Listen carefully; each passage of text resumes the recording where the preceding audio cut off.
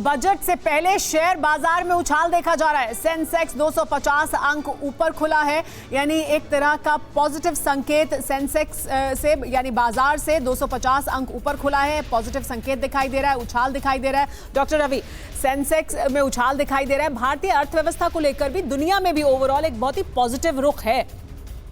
देखिए, बिल्कुल इस समय अगर आप देखें तो एक्सचेंज के माध्यम से, अगर सिर्फ पहले यहाँ पर सेंसेक्स की बात की गई, मैं उसी के बारे में चर्चा कर लूँ। इस समय हम विश्व में चौथे नंबर पर आ चुके हैं एक्सचेंज के टर्नओवर पे। हम यूएस पहले नंबर पर है, दूसरे नंबर पर चाइना, तीसरे नंबर पर जापान और चौथा कौन? हम। यानी दुनिया में हमारी ताकत को दुनिया समझ रही है, लेकिन जो हमारी आर्थिक ताकत है उसे हमारा जो स्टॉक एक्सचेंज है वो भी दर्शा रहा है। दुनिया की चौथा सबसे बड़ा स्टॉक एक्सचेंज है भारत का। और फिलहाल बजट से पहले भी, बजट की उम्मीदों को देखते हुए भी सकारात्मक रुख दिखाई दे रहा है और उछाल के साथ खुला है बाजार 250 अंक ऊपर। निशांत, ये एक अच्छा साइन है, इंडीड ये अच्छा साइन है, लेकिन ये एक एक्साइटमेंट दिखा रहा है स्टॉक मार्केट का कि उसको उम्मीदें भी बहुत हैं।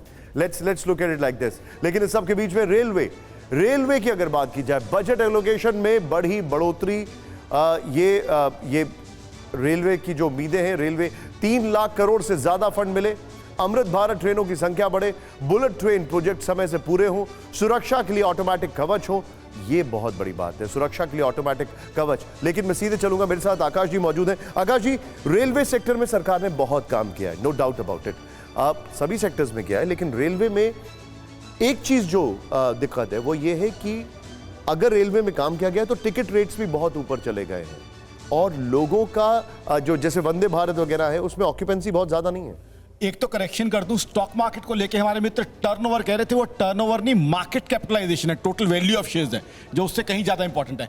अब रेलवेज की बात करें, बिल्कुल आपने सही कहा, रेलवेज एक्सपेंशन चाहती है और आज की तारीख में पैसा है रेलवेज के अंदर, मैसिव एक्सपेंशन होने की उम्मीद है, खासकर वंदे भारत जैसी ट्रेन में। क्योंकि जब हम बात मैं उनकी reach to the bottom of the pyramid भी चाहता हूं। बिल्कुल सही कहा आपने, बॉटम ऑफ द पिरामिड चाहिए, बिकॉज कमर्शियल सक्सेस के साथ साथ सोशल रेलिवेंस जो है रेलवे का पूरा होना चाहिए। बच्चों को गांव से यूनिवर्सिटी तक जाना, बीमार को गांव से दिल्ली मुंबई तक जाने के लिए मेरे हिसाब से सबसे ज्यादा फोकस होना चाहिए कि ज्यादा से ज्यादा रेल ट्रैक्स ले किए जाएं, पहाड़ों में, दुर्गम एरियाज में, नए एरियाज में रेल ट्रैक्स ले किए जाएं और फ्रीक्वेंसी ऑफ ट्रेन जो है वो बढ़ाई जाए, क्योंकि पॉपुलेशन जिस तरीके से बढ़ रही है, फ्रीक्वेंसी ऑफ ट्रेन भी बढ़नी चाहिए। एक तरफ बहुत जबरदस्त ट्रेन हमने लॉन्च कर दी हैं, बट लोगों को कैरी करने के लिए वायबल रेट्स पे, और उसके लिए पैसा कहां से आएगा? पैसा आएगा आप कमर्शियलाइजेशन कीजिए, एडवर्टाइजर्स को लाइए।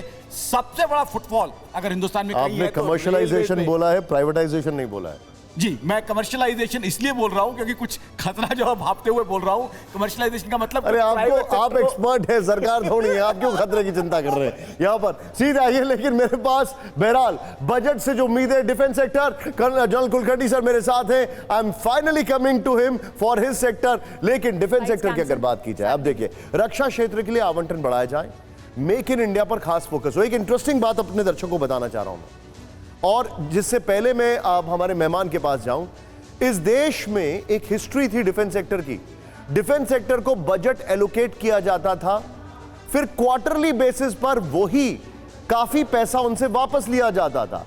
और मुझे याद है ये सवाल मैंने उस समय के डिफेंस मिनिस्टर मनोहर पर्रिकर जी से खुद पूछा था, और ये बहुत बड़ा एक प्रॉब्लम था, ये बहुत बड़ा लकूना था। अब लोग बोलते हैं डिफेंस सेक्टर का जो एलोकेशन है वो बढ़ाया जाए, मैं कहता हूं डिफेंस सेक्टर का जो यूटिलाइजेशन है वो कम से कम पूरा हो। सर, बहुत ज़रूरी है जो आपने कहा, क्योंकि नॉन लैप्सेबल फंड्स जो कहते हैं कि क्योंकि अगर वो लैप्स हो जाता है फिर वो अगले साल it is not carried forward. तो ये एक डिमांड रही है हमेशा डिफेंस की, और पार्लियामेंट्री स्टैंडिंग कमेटी में भी ये डिमांड हमने दी है कि फंड्स जो भी मॉडर्नाइजेशन के लिए होते हैं वो नॉन लैप्सेबल होने चाहिए, so that the modernisation process can continue.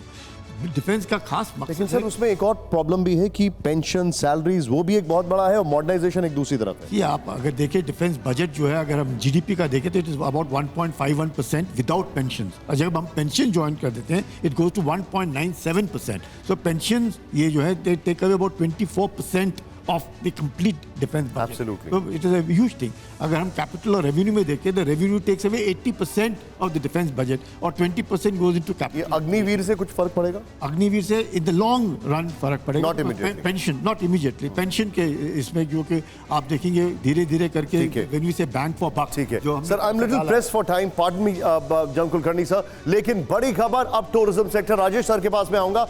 Tourism एक बहुत बड़ा एरिया है, मुझे याद है अभी जो आपने लक्षद्वीप देखा, अब जो आप देखिए किस तरीके से अयोध्या एक बहुत बड़ा हब हो गया है, बल्कि वो एक टर्निंग पॉइंट बन चुका है यूपी के टूरिज्म के लिहाज से। पर्यटन इंफ्रास्ट्रक्चर पर फोकस, नए कॉटेज हाउस, रिसोर्ट पर इंसेंटिव, घरेलू पर्यटन को बढ़ावा देने वाली योजनाएं, घरेलू पर्यटन के लिए वार्षिक एलटीए में छूट। यहां यस, ये एलटीए में छूट, अब ये देखिए मेरी आंखें एकदम से खुल गई, एकदम से जहां पर मुझे दिखता है कि मेरा इंटरेस्ट क्या है। लेकिन राजेश जी, ऑनेस्टली आपका सजेशन क्या होगा टूरिज्म के लिहाज से? सजेशन में पूछ रहा हूं। विकास वही होना चाहिए जो विनाश न लाए। ये एक लाइन ओह, में कहना- ब्यूटीफुली सेड। क्योंकि पहाड़ से मैं आता हूं, मैं उत्तराखंड का रहने वाला हूं। वहां सरकार Absolutely. जितने भी 4 धाम हैं, केदारनाथ, बद्रीनाथ, गंगोत्री, यमुनोत्री, उनको टूरिस्ट स्पॉट में बदल दिया है। जाड़ों में भी बर्फबारी होती है, तब भी वहां पर लोग पहुंच जाते हैं। ऑल वेदर रोड बनाई जा रही है। लेकिन सर जो पहाड़- आबादी इतनी है, क्या करें? नहीं, आबादी ने इनकरेज किया जा रहा है कि आप वहां जाइए, आबादी तो है। लेकिन पहले हमारे बचपन में नहीं जाते थे इतने लोग, हमारी मतलब जब तक हम पढ़ते थे तब भी नहीं जाते थे। अब जो है हेलीकॉप्टर से ले जाए जा रहे हैं। पहाड़ वर्टिकल काट करके ऑल वेदर रोड, 4 लेन वाली रोड बनाई जा रही है। पहाड़ धंसेगा, इसलिए टूरिज्म को बिल्कुल विकास करना चाहिए। लेकिन जो मैदान में कॉन्सेप्ट है प्लेन्स में, अच्छा, ठीक वो है। पहाड़ में नहीं ठीक है, करना चाहिए। मतलब हिमालय बहुत ही ओके, फ्रेजाइल पहाड़। यहां पर ये असेसमेंट है कि पहाड़ और प्लेन्स, माउंटेन्स और प्लेन्स दोनों का एक साथ अगर टूरिज्म के लिहाज से आप डेवलपमेंट कर रहे हैं तो दोनों की अप्रोच अलग होनी चाहिए।